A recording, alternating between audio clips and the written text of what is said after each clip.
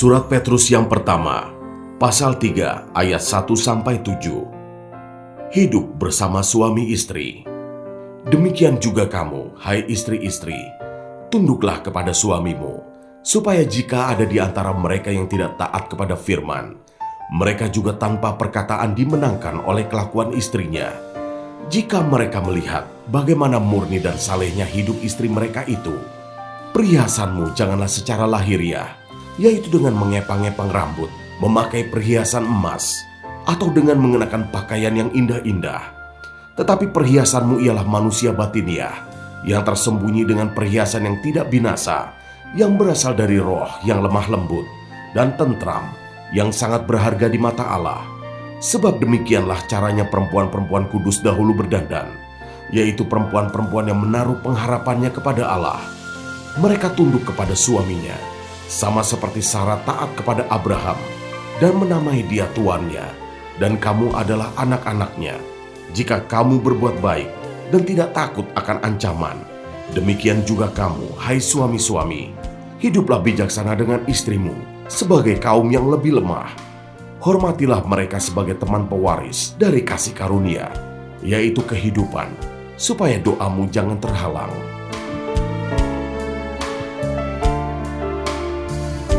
Ayat 8-12, kasih dan damai. Dan akhirnya, hendaklah kamu semua seia sekata, seperasaan, mengasihi saudara-saudara, penyayang dan rendah hati, dan janganlah membalas kejahatan dengan kejahatan, atau caci maki dengan caci maki, tetapi sebaliknya, hendaklah kamu memberkati, karena untuk itulah kamu dipanggil, yaitu untuk memperoleh berkat. Sebab siapa yang mau mencintai hidup dan mau melihat hari-hari baik, ia harus menjaga lidahnya terhadap yang jahat dan bibirnya terhadap ucapan-ucapan yang menipu. Ia harus menjauhi yang jahat dan melakukan yang baik. Ia harus mencari perdamaian dan berusaha mendapatkannya. Sebab mata Tuhan tertuju kepada orang-orang benar dan telinganya kepada permohonan mereka yang minta tolong. Tetapi wajah Tuhan menentang orang-orang yang berbuat jahat. Ayat 13-22, menderita dengan sabar. Dan siapakah yang akan berbuat jahat terhadap kamu jika kamu rajin berbuat baik? Tetapi sekalipun kamu harus menderita juga karena kebenaran, kamu akan berbahagia. Sebab itu janganlah kamu takuti apa yang mereka takuti, dan janganlah gentar, tetapi kuduskanlah Kristus di dalam hatimu sebagai Tuhan. Dan siap sedialah pada segala waktu untuk memberi pertanggungan jawab kepada tiap-tiap orang yang meminta pertanggungan jawab dari kamu tentang pengharapan yang ada padamu.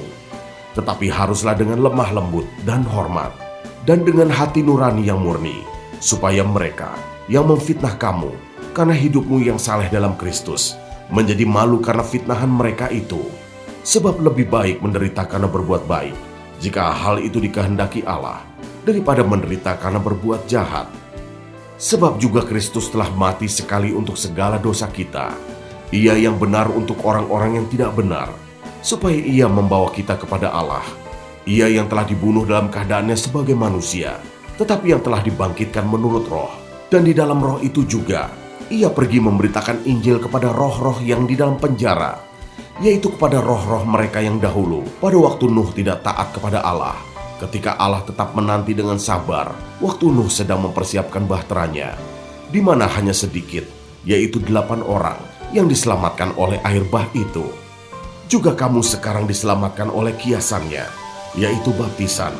Maksudnya bukan untuk membersihkan kenajisan jasmani, melainkan untuk memohonkan hati nurani yang baik kepada Allah, oleh kebangkitan Yesus Kristus, yang duduk di sebelah kanan Allah, setelah Ia naik ke sorga, sesudah segala malaikat, kuasa dan kekuatan ditaklukkan kepadanya.